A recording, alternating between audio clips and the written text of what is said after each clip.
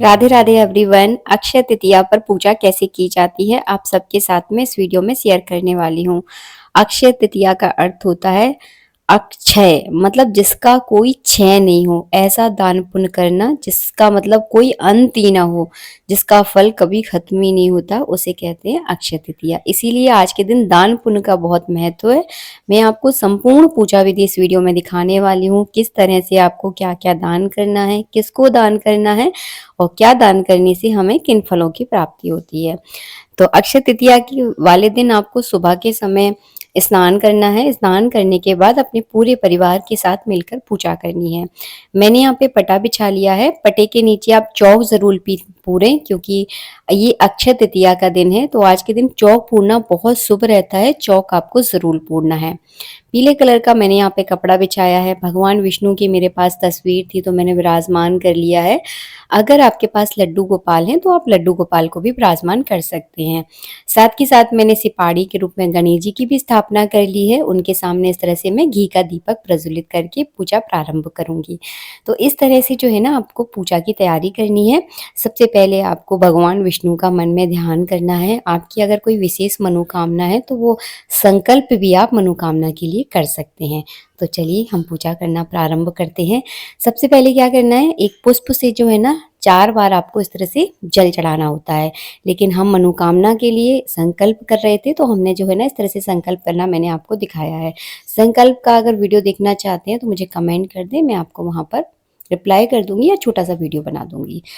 इसके बाद जो है ना हमने 4 बार जल चढ़ाया, चंदन का तिलक कर दिया है। साथ के साथ हम गणेश जी पर भी हम चंदन का तिलक करेंगे।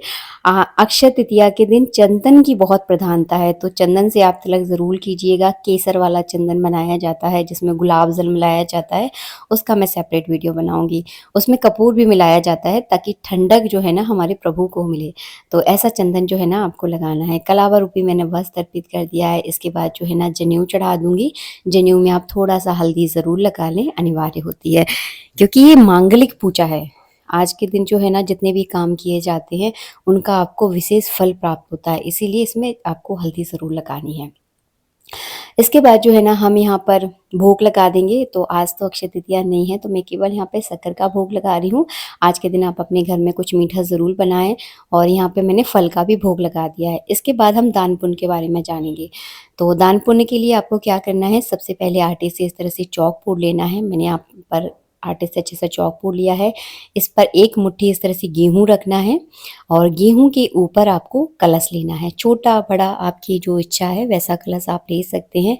इस कलश को आपको कंठ तक भरना है, तो मैंने इसको भर लिया था पहले ही।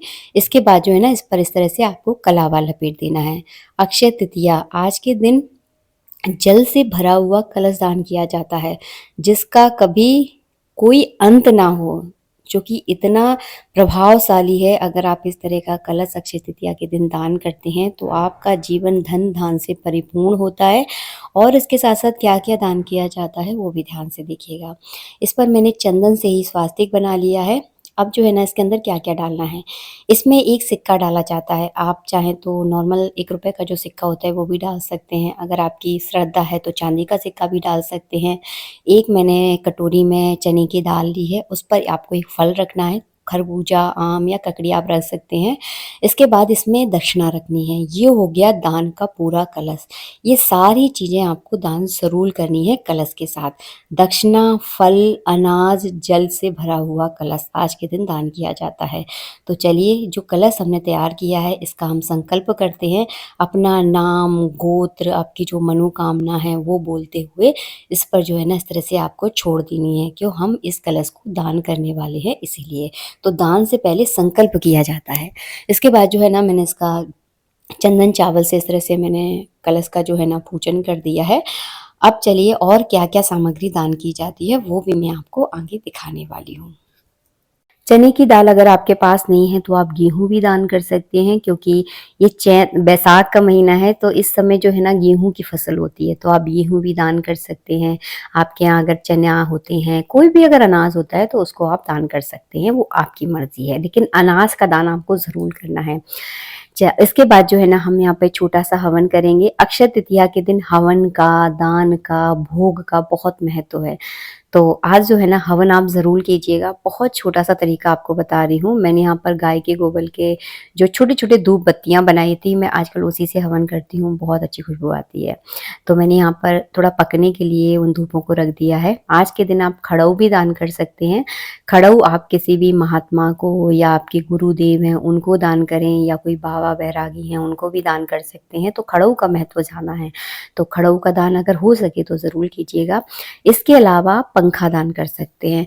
तो मेरा मानना तो ये है, मंदिरों में तो देखिए करना अच्छी बात है, क्योंकि मंदिरों में बहुत सारे लोग दान करते हैं और फिर मंदिरों की वो चीज़ें जो है ना ज़्यादा यूज़ नहीं आ पाती हैं, कि वहीं डली रहती हैं, मैंने कई बार देखा है। तो मेरा ये मानना है, आप अगर आपके कोई मान-धान है या आपके कोई अ, जो रिलेशन में हैं, आप उनको बहुत पूजते हैं, तो उन्हें दान कीजिए, ताकि इस चीज़ों का ना वो ज़्यादा से ज़्यादा उपयोग कर सकें। अगर ऐसा मंदिर भी है जहाँ पर ज़रूरत है, वहाँ पर भी आप दान कर सकते हैं, लेकिन ज़रूरत वाले को दान करें।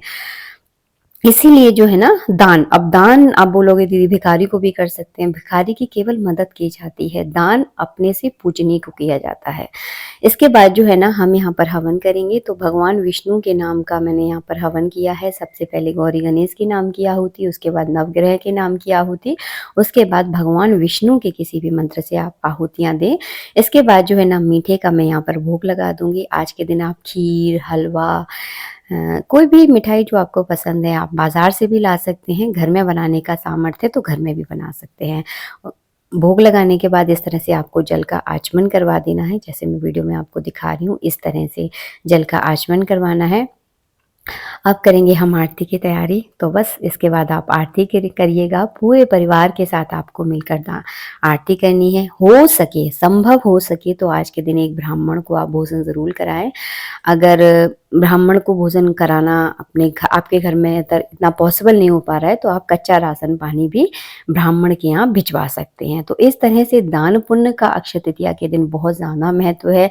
आज के दिन देखिए, वैसे तो सोना चांदी बहुत महँगा है, हर कोई इसे नहीं खरीद पाता है। पॉसिबल हो तो छोटी चीज़ें आप ज़रूर खरीदें। मिलेंगे नेक्स्ट वीडियो में, आज के लिए इतना ही। जय श्री राधे मित्रों, राधे राधे।